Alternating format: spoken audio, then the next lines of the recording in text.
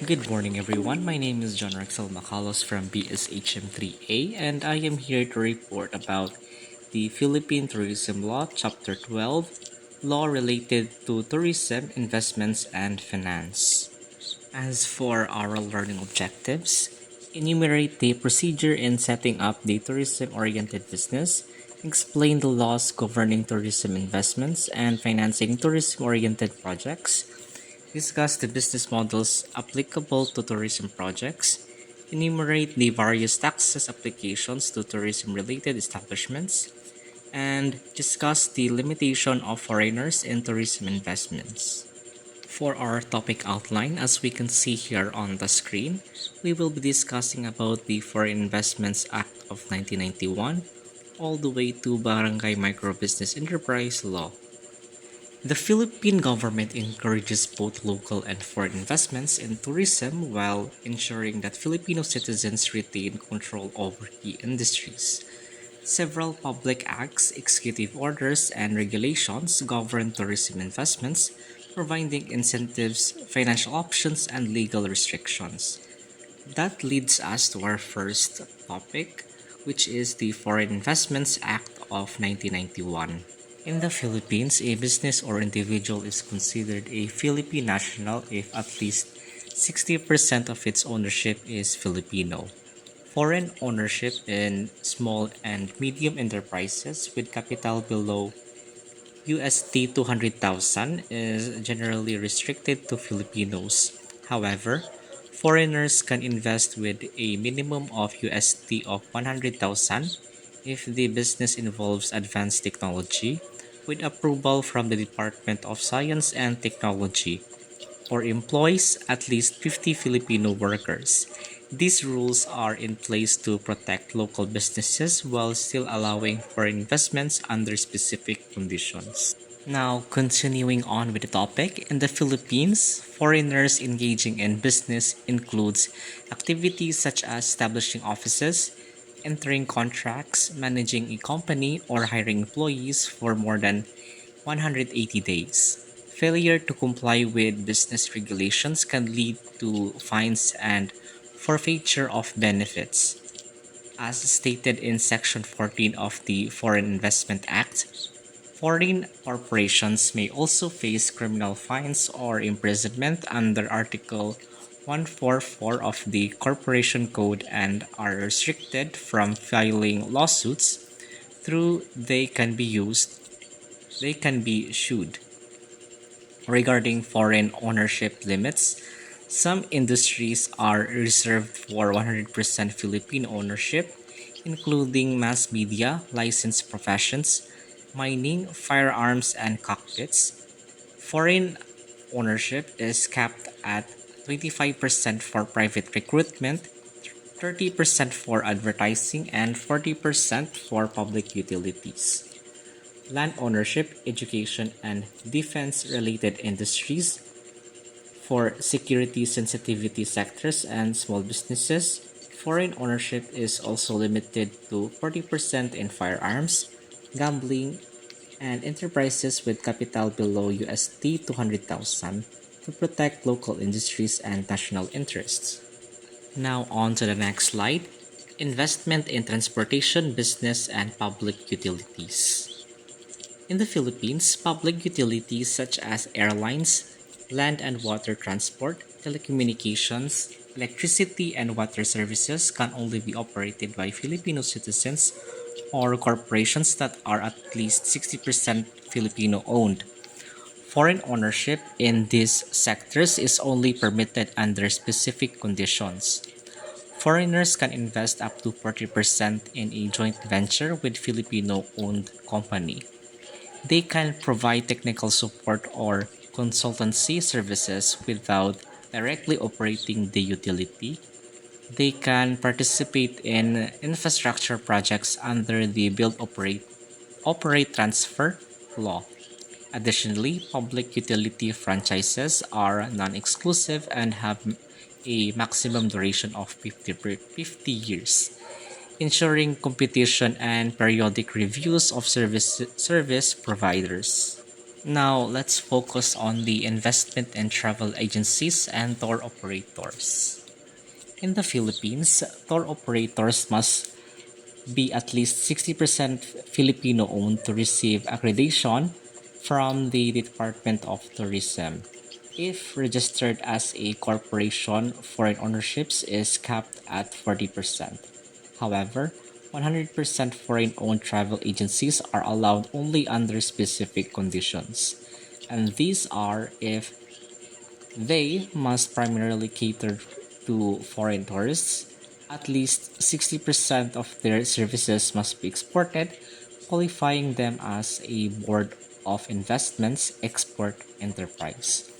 These restrictions ensure local participation in tourism industry while still allowing foreign investments in export-oriented business. Now for the investment in hotels, resorts, and other accommodation establishments. Tourism is considered a priority sector under the 2006 Investment Priorities Plan, meaning it qualifies for government incentives. To receive board investments, incentives, business must be at least 60% Filipino owned. However, 100% foreign ownership is allowed for hotels and resorts under specific conditions. The business must be a um, BOI registered as an expert enterprise. At least 60% of its revenue must come from foreign tourists, and foreigners cannot own land but may lease it for up to 50 years with a renewable extension of 25 years under Republic Act 7652. These rules aim to attract foreign investments while ensuring local benefits and compliance with landowner restrictions.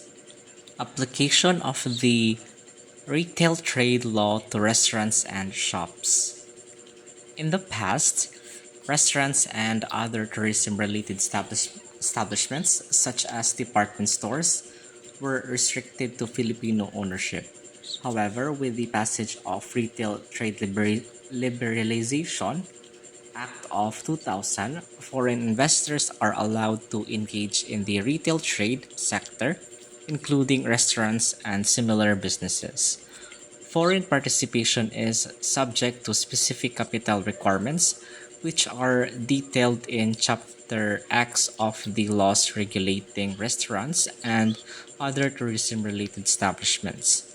This means that foreign investors must meet minimum investments threshold to operate in these sectors legally. Tourism projects under the Build, Operate, and Transfer program.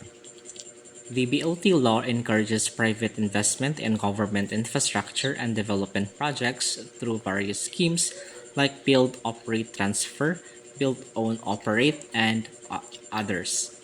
For government in tourism projects, Filipino contractors are given priority, while foreign contractors are only allowed if no local equivalents exist or if the project is foreign funded. To qualify for board investments incentives, business must be at least 60% Filipino owned, except for export oriented enterprises. Available incentives include tax breaks, reduced duties, government cost sharing of up to 50%, and long term leases to attract investments. Applicable negotiable instruments and document of title. Commercial documents play a crucial role in a business transactions. Negotiable instruments such as promissory notes, bills of exchange, and checks guarantee payment or outline financial obligations. Meanwhile, document of title like bills of lading serve as proof of ownership. Other essential documents, including invoices, purchase orders, and letters of credit, help facilitate smooth trade and payment processes. Foreign exchange involves the trading of currencies under Republic Act 7653. Forex businesses must register with the government, and banks are required to report large foreign exchange transactions to ensure financial transparency and prevent illegal activities. Financing refers to the process of borrowing money to fund business expansion. Banks play a crucial role in this by providing loans, credit, and other financial services that support businesses' growth and economic development.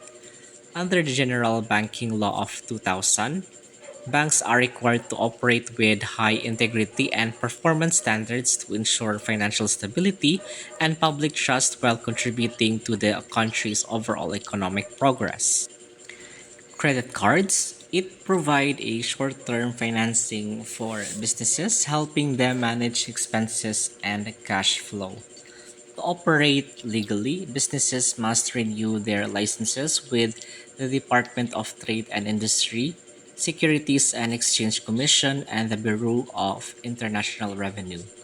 For investments incentives, Executive Order 226 grants benefits to businesses investing in tourism projects, while Executive Order 63 allows foreigners who invest at least 75,000 USD to obtain indefinite residency provided they maintain the investment for at least 3 years.